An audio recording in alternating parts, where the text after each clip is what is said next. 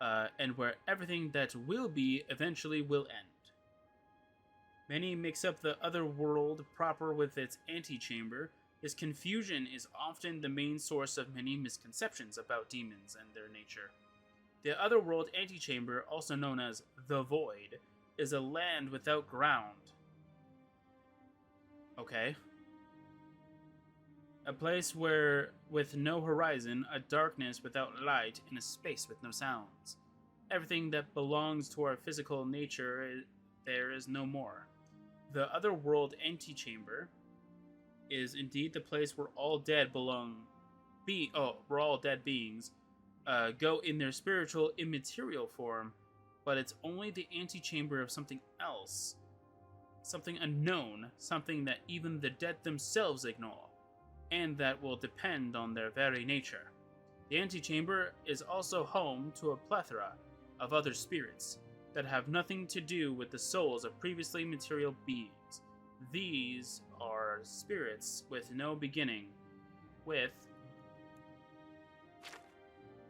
no ends. Spirits of the void, they belong to that place like water belongs to the sea.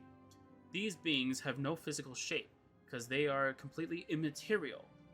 They dwell in the otherworld antechamber, with the only purpose of judging newcomers and direct them to their proper dimension beyond that point. These beings are the daemoni, or in the common language, demons. They are often given a bad connotation, mostly because they are feared. They are feared by people because people will be judged by them, and their immortal fate will be decided once and forever by these beings. Nobody likes to be judged because of the fear to be found lacking under some respects. This is why people does not like and fear the daemoni.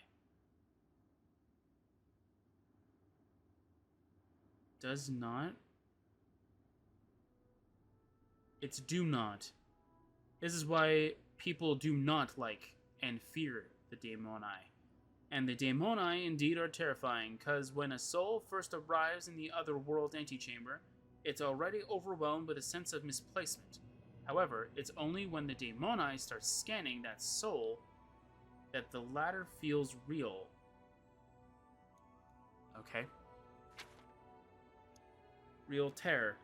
The daemoni cannot properly look because they have no eyes. Eyes belong to the material world, but they sense and scan the world around them nonetheless. They scan it in a cold, detached way, like a snake or a spider would do with its prey. And when their glance is laid upon you, it's like getting an icy needle piercing your spine. It's a shock, and you can't move. You can only stay there in the void, waiting for the daemoni to decide your fate, which means to which of the many dimensions of the other world your soul will be cast. If your material life was honest and unselfish, you will earn the way to the light. If it was not, then you will be sent to one of the many dimensions of pain, depending on the gravity of your mortal behavior. The worst of these dimensions is the one ruled by a demon lord named Circus, also known as the Lord of Pain and Terror, or as the Great Tormentor. This being, like all his followers, is not a true demon because, differently from the creatures of the void, he has material form. His realm, indeed, is a material dimension. What was it? This because it's meant to be the place where to inflict excruciating pain and torment, or torture, to the unworthy, where the spirits of the dead are forced to suffer forever in material form. There is no mercy for them, and they constantly pray Circus for being cast into the abyss of annihilation. No need to say that none of them will ever receive such a merciful gift. On the lower margin of the booklet, you can read a note took down hastily in pencil. Circus must be praised. He is the only lord of our fates. Okay. So, a little bit of grammar changes kind of thing here and there. Especially, like, around here. His realm indeed is a material dimension. This, because You mean this is because it's meant? Like that kind of thing. Ritual of the flesh. The ritual of the flesh. 3 hearts must be taken for the one to pound. 3 souls must be banned to a place with no sound. In order to have the come of the fiend. In order to have this world's longed end. But beware, souls that come to these lands, 'cause you can be sent back to mortal hands. To deceive this rule, there is only one way. Don't bring here your heart, and forever you'll stay. Nothing about pure of heart, though. Anyway, how big is this? Oh, another 10? Ugh, I hate this. Anyway, Sundisk 5, last seed, maybe 3rd era, 433. Praise be, Circus. Noah's servants. This world cannot go any further on this path to depravity. I will stop its course. Finally, I managed to find a way to allow the most powerful Daedra Lord to come among us. He will lead us all back to the righteous path, the path of redemption. He is the only one who can help us, who can help this rotten world. Only after its total destruction, a new immaculate birth will be possible. I just need to find out what ingredients are needed to complete the ritual of the flesh, which represents the only way to open a portal that will lead him to our world.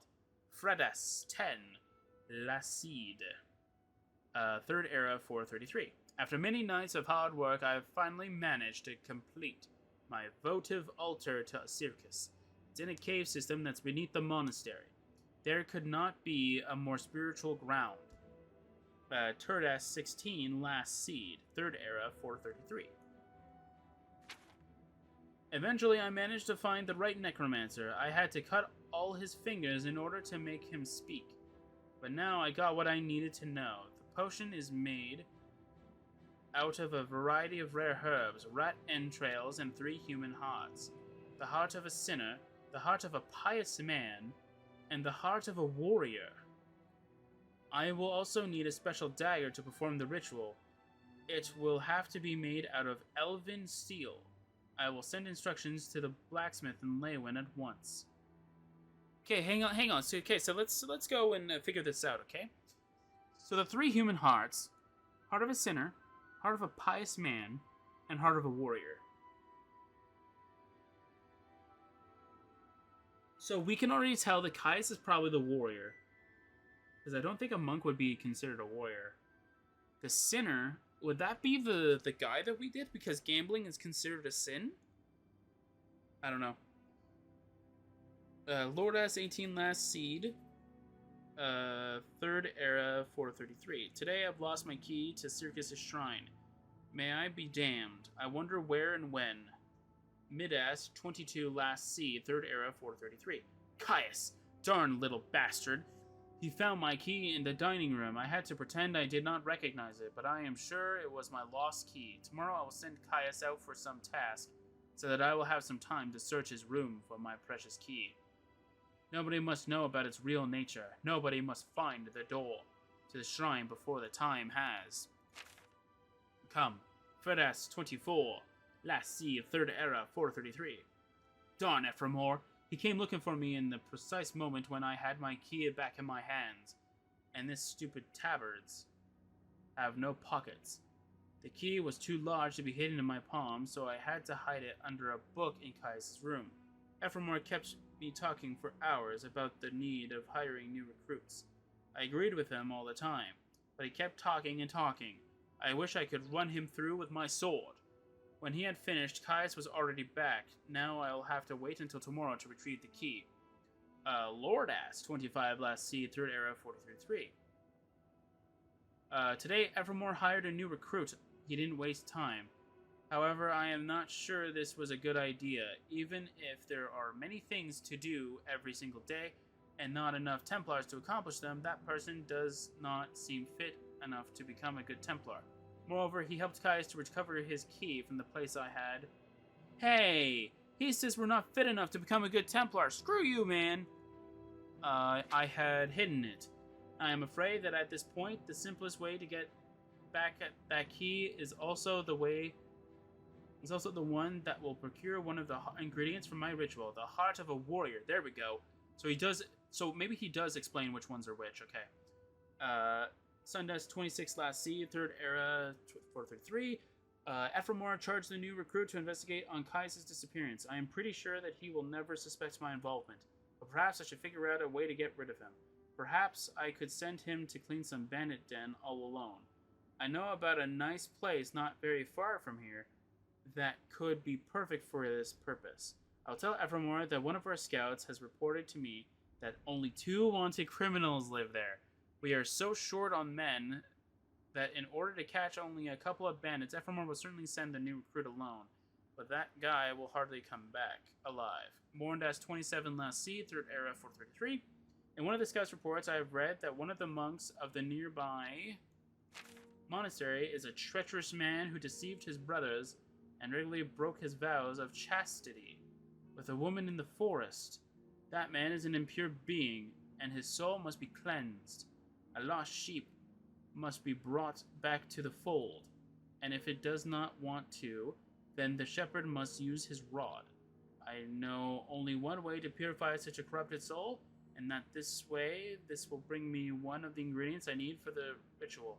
The heart of a sinner. Wait, what? Regularly broke his vow of chastity with the woman in the forest.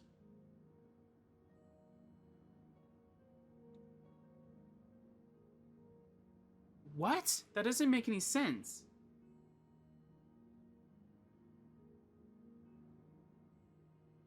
That would mean that the guy that we... Did his wife go to the forest? No, because he said he went to the Leyawan. Okay, hang on.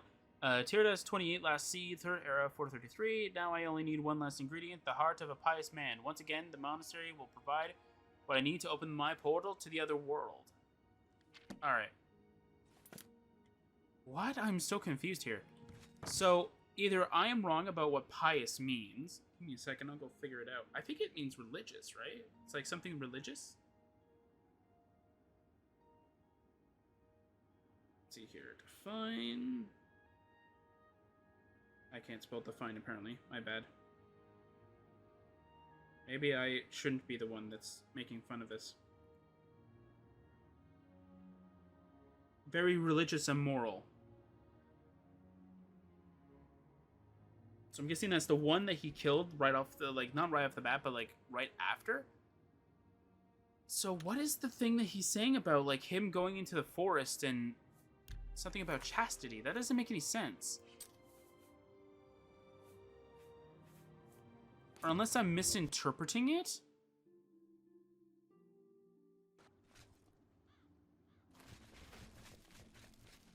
Am I misinterpreting it? Is that, like...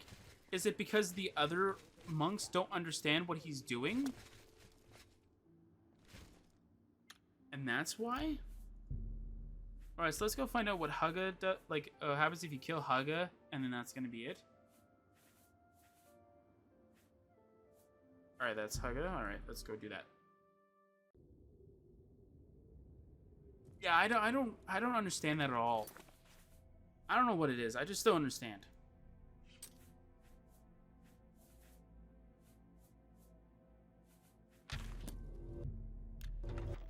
I'm just gonna do this.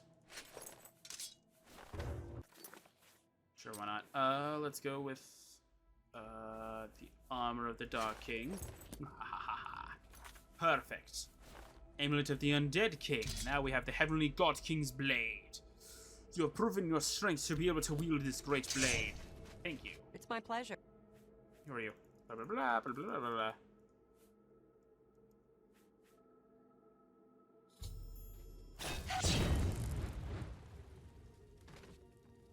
Oh no, you're going to go unconscious? Okay.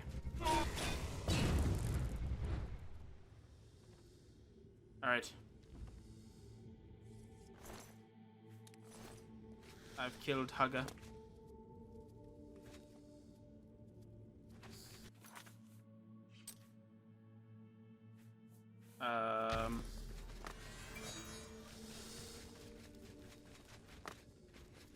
I don't know.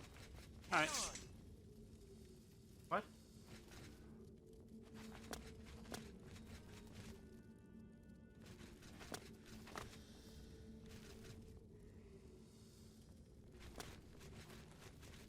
Wait, what? Oh, he goes unconscious. Okay. Today's your lucky day, so let's hear it. Okay. So you can't kill it. Okay. Or maybe you can't talk to her? That could be it too. So let's try not talking to her and go seeing if we can just go kill Haga right off the bat.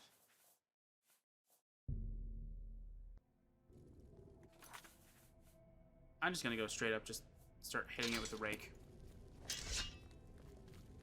What's your story?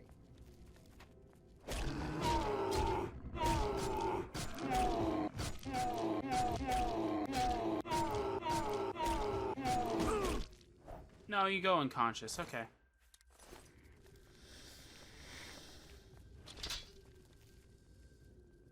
What? Farewell. Okay, so you can't really kill Haga, though. Okay. That's good to know. Alright. So that's pretty much it for this mod. Hopefully you guys enjoyed this mod. I did. It was a really good one. Hopefully you guys enjoyed the scamps, too. They were really good. They're really cool supporters. So, yeah. So I'll see you guys in next time for another Oblivion mod playthrough.